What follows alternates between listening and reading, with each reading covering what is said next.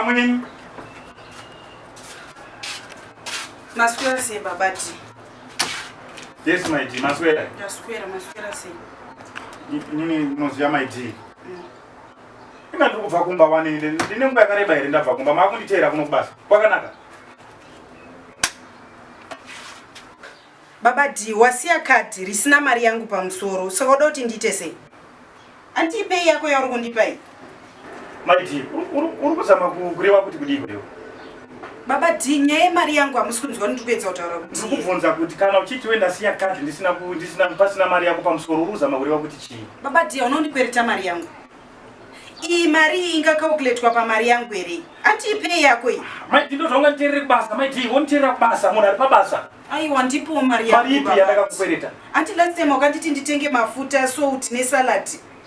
Saka mari yangu inotenga zvinhu zvemumba here ini. Mati ukatenga zvinhu zvemumba unondibvunza chikwereti mari here. Zvinhu zvaunenge wachitenga semhuri ndo mari yaunonditeera kubasa kuti bati ndikuda mari yangu undigira kadhi remari yawashandisa. Saka kadhi undigira chii? Kadhi ipei yako yapinga handi yapinda nhasi. Ndakupa wani kadhi kuti ndoshandise. Ko mari yangu yandakatenga zvinhu yelast time. Nyaya iri pakuti ko mari yangu yelast time. Saka maiti kuenda kwako kubasa wewe yato problem kapamba. Mari yangu baba D hazvizi zvinyowanishi hachizi chitsva. Mari yangu yandashandisa iya inobva kubasa kwangu ka ndidzoserewo mari yangu baba D. Maiti pamutemo waifanira semukadzi wangu anditi waenda kusaluni kwako kwaunoshanda wouya nemari. Badi nauya nemari yangu yandashanda iyi. Badi yenyu yamashanda ndeipi tounganidza mari toronga semhuri tiri pamwe chete. Zvino iwe kati yangu haibatwi mari wotondibvunza chikwereti mari yawakashandisa uchitenga girosari remumba. Ndo chikwereti chaunondibvunza chawakadya iwe chandakadya inini chakadyiwa nevana vedu. Vana vangu vapi baba D? Vana vandakakuzvarira inini hapana kana nesenemu yangu. Mari yangu yandoshanda kubasa kwangu inini yandinodikitira woti ndivatengere chikafu inini. Mari yako ndo mari yedu kwete mari yangu. Mari yangu imari yangu. Pana nesenemu yangu here ivi apa vese vana ndakazvarira ndevako vane senemu. Handitengi mumba mafuta ina handitengi zvinhu mumba ina. Ndipe mari yangu ndobuda. Ini ndipe mari yangu iri kati ndokutenga zvinhu. Aundibvunze murume wako chikwereti chegirosari ratakatenga mumba. Aiwa ndiri kuida mari yangu baba D ndipewo mari yangu please. Imari yakubatanidza. Inini maiti ukaenda zvekutamba neni ndinokuvharisa kusaluni kwauri kudada nako.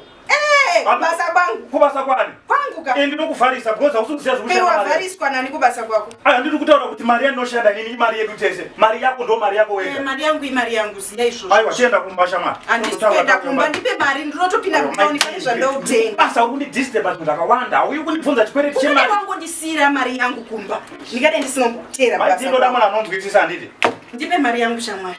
Ura ndiramba ndichidzokorodza zvinhu kangani ndichikutaurira. Handibudi muno mundisiyira mari yangu. Iwe maiti ufite zvekutamba neni wabirwa. Handibudi haushandi ndipe mari yangu. Unopfeka bhurugwa here uri murume unopfeka trouser here. Indambotaura nyaya yekuti ndiri murume kana ndiri mukadzi. Saka kana ndiri murume wako enyika. Kana ndiri murume wako chibuda muno muchichipata basa chichienda kumba. Handibudi. Wakati tenga mafuta tenga zvinhu zvisimo mumba ndozokupa mari yako. Maiti uri kutenga zvinhu zvemumba mako nemurume wako nemhuri yako. Imba ndeyangu but handisi kuti ndinotenga zvinhu zvemumba iyi. Indochengetwa newe ina nditengi nemari chibuda wako basa chibuda wako muno. Chibuda muno. Handisi kubuda babati. Handisi kubuda. Security. Yes sir. Kundo zvauri kuda. Shamwari. Munhu ngabude munomo. Chingondibata mukoma. Ama isi tutedzera mutema nditika kana manzi budai then mobuda handibudi ngabude muno munhu. Chingondibata ndinokubvarura iwe siyana nini. Handibudi babati ndipe mari yangu ona munhu wako zvari kundibata. Maiti babasa. Usatondibata. Ame mukaramba kati. Babati kuti mari yangu kadiwo chini leyo. Ha, but why man munhu kunditera kubasa kundibvunza mari yemumba kutaura kuti nini?